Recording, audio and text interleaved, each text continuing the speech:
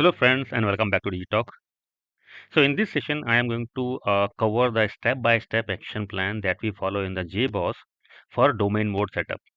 Okay, domain mode setup in the sense multi-machine clustering setup where we configure the multiple Jboss instances across different machines, okay, in a cluster for the high availability and load balancing and failover kind of capabilities.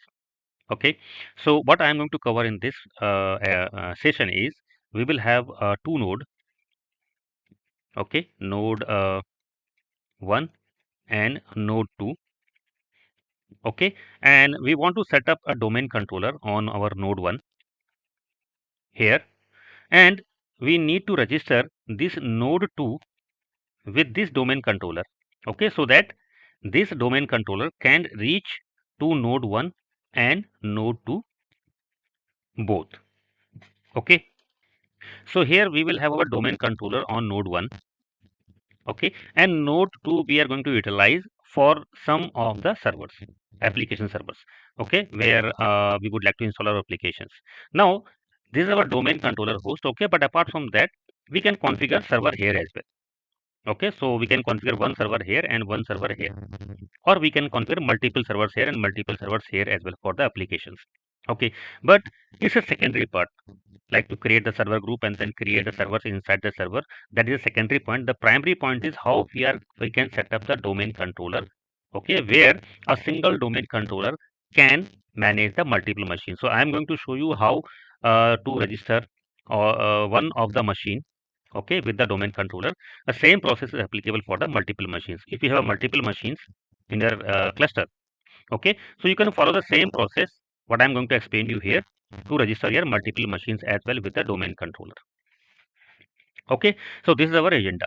Now for two node setup, okay, or you can say to register a particular node with the domain controller, okay, we have a certain step that we need to follow. That means we need to do certain kind of a configuration changes in some of the XML files, and specifically when we talk about the configuration, it is the main host file, or you can say host controller file, host controller file.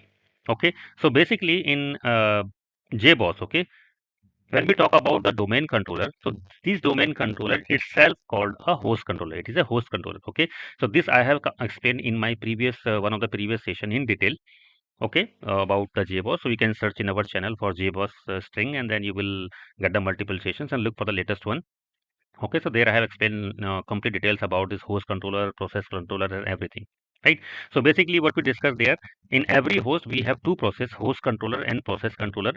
So this process controller always look for the host controller controllers. If this host controller is down, your process controller automatically bring it up. So this is just a monitoring process for the host controller and to restart it automatically if it's down.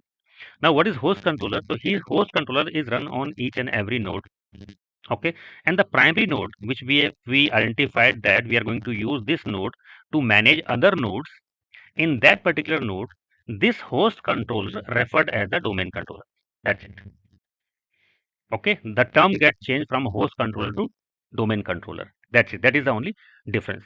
Okay, now in terms of the configuration, we have a different configuration file, the host DC domain controller. Okay, and we have a separate file for the other worker nodes where applications are going to run.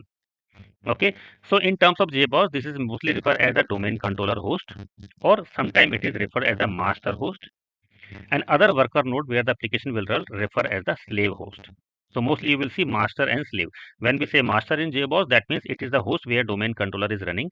When we say slave, these are the different hosts where our applications are running. Okay, now let us talk about the configurations, how we can do the configuration. So let me open a new page here. Okay, so for two node setup, this is a node 1 and this is node 2. This is going to be our domain controller, and this is node 1 and this is node 2. Okay, and this node 2 I need to register with my domain controller here, which is running here, right? So in this situation, very first thing, we need to install JDK on both servers because Jboss is a Java-based application server, so you need to install the certified JDK. When this is done, you need to install your Jboss on both node 1 and node 2. Okay, so once this is done, you need to create a management user. Management user. And how we create a management user? After installation, we go to bin directory, and when we run the script add user, add user, and when we run this script, okay, we select the user as management. The first option you will get as a management user. Okay, so create the management user. So now once the management user is created, okay, we need some of the configuration for to be changed in the XML files. Okay, now in the domain controller, or you can say in the node 1, okay, we have the default files that is with the name of host hyphen primary. Okay, the default name is primary for the domain controller, host hyphen primary.xml. And similarly, if I talk about node 2, in node 2 we will have a default file host hyphen secondary.xml. Okay, so for domain controller node, we do all the changes in the host dot or host hyphen primary.xml. You can rename this file as well according to your requirement. Okay, and when we talk about the slave nodes, we always use the host hyphen secondary.xml file, and you can rename this file like host hyphen slave, and you can rename this host primary to host hyphen master.xml according to your requirements. Okay, so domain controller will be always one. So in the domain controller host, we will always work with this file, and all the slave nodes, if we have multiple slave nodes there, not only one, each and every slave node, we will update the corresponding host hyphen secondary.xml file. Okay, but make sure maybe it is renamed in your system, in your environment. So you have to check which XML file is in used in your domain controller and which is used in the host controller. So these are the two important points.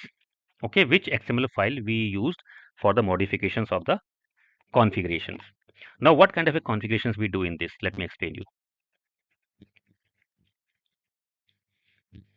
So first talk about the domain controller XML file. Okay, so in my case, I do follow the practice where I rename this host hyphen primary.xml to host hyphen master.xml, because I always refer the DC as master, and for each and every slave node I rename the file as host hyphen secondary.xml to host hyphen slave 1.xml. For second node, I rename it as slave2.xml. For third node, I rename it as slave3.xml, something like this one for each slave nodes. Okay, so I have renamed it to host hyphen master.xml in my case. Okay, after that, open this file. Okay, once you will open this file, okay, you will see a tag at start of the file name. So I change that name to master, because I always want to refer my DC as master. Okay, so by default, the value will be primary. Okay, so the very first thing do, I change the name to master from primary. Okay, and then second thing is you will see the IP address for the management. IP address for the management. Okay, so by default it could be 127.0.0.1, which is the loopback local loopback IP address, right? So if this is a this IP is there, okay, then your remote machine, slave machines will not able to contact with this address. So you need to change it to the actual IP. There are certain other workaround as well. When we start the servers, we bind it to the different IP addresses. That option is also available. But good thing is that good way is that you can change it in the configuration file itself. So management IP address change to actual IP address of your machine. That means node 1, because my DC will be on the node 1. These are the two configurations that you perform in your host hyphen master.xml, which is the copy of primary file. Change the name. Second, change the IP address of the management tag to the actual IP of your machine, and then you can start your domain controller. And to start the domain controller, we use the domain.sh in the Linux and .bat in the Windows. Okay, and with this command, because we are going to use this particular file for startup, so we can give the hyphen hyphen and then our configuration file. There is syntax for that when we start the services for the domain. So host hyphen hyphen host hyphen config equal to, and then you can give the name of your file host hyphen master.xml. So by this way you can start your domain controller. Okay, so that means your domain controller setup is completed. This is the only two things that is required. Okay, this is not a mandatory what I said. Okay, but I follow this practice where I change name to master, because I change my XML file name as well as a master. So I prefer to change name as master, and then management IP I change with the actual IP address in my XML file. This is the first part. Now second major part that you need to do in the slave node, second node, because this slave is going to be to contact your DC. So you have to define certain configurations in slave node file for your DC. So in secondary, as I said, the default name for the slave node is host hyphen secondary. By default, you will see a file with the name of host hyphen secondary.xml. So I prefer to rename, as I said, host hyphen slave 1234. In case only one node is there, then slave.xml, like this one. Okay. So once you have renamed this file and you have now your slave file, host XML file. So you what exactly you need to change there? Sorry, let me explain you. So now I have host hyphen slave.xml file. Okay, so now this file you need to define the configuration which allow your slave node to contact the DC node, correct? So you need to specify the DC information here along with the authentication, because when it is going to contact the DC, okay, you need to provide the authentication, username and password as well, along with the IP address and port, all these things. So all these things we need to define in the slave host file. Okay, and let me quickly show you what are the configurations. This is the slave configurations, and let me enable the marker here.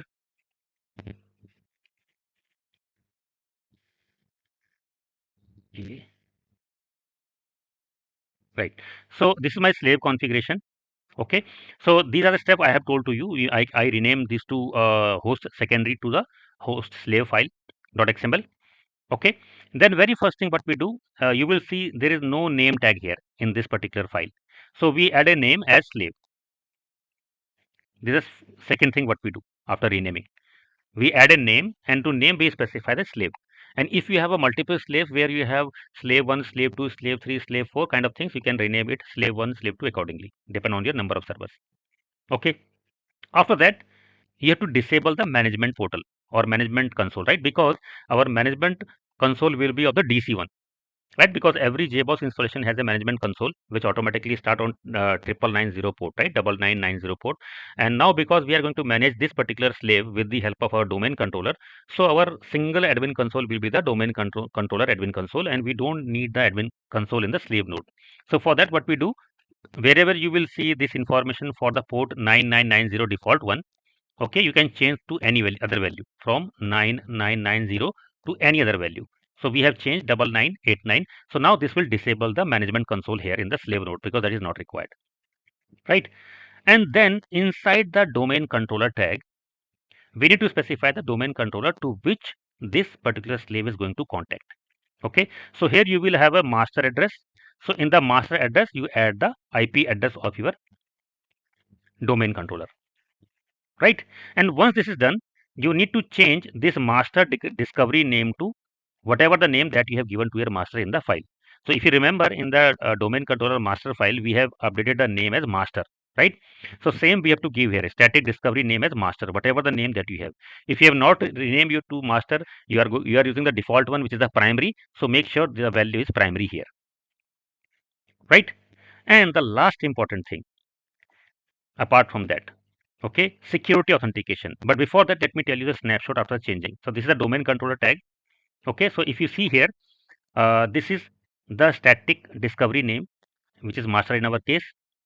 Okay, and then these are the default settings, and then here you will see the primary address to which this is the IP address of your domain controller. Okay, and this is the port for your domain controller. So this is the tag for domain controller. That means you need to specify the domain controller details here. So if you are using a different port for the domain controller, then make sure to change it here. The default is 9990. Okay, so this is the important thing. And apart from that, as I said, you need to change the authentication as well, right? So for authentication, what exactly you need to change? So this is the authentication scheme that you need to change. Okay, and let me explain you this as well quickly, what we are changing here. So this is the default authentication scheme. Okay, so here we need to add this particular line for the authentication, and here we need to provide the username and a password.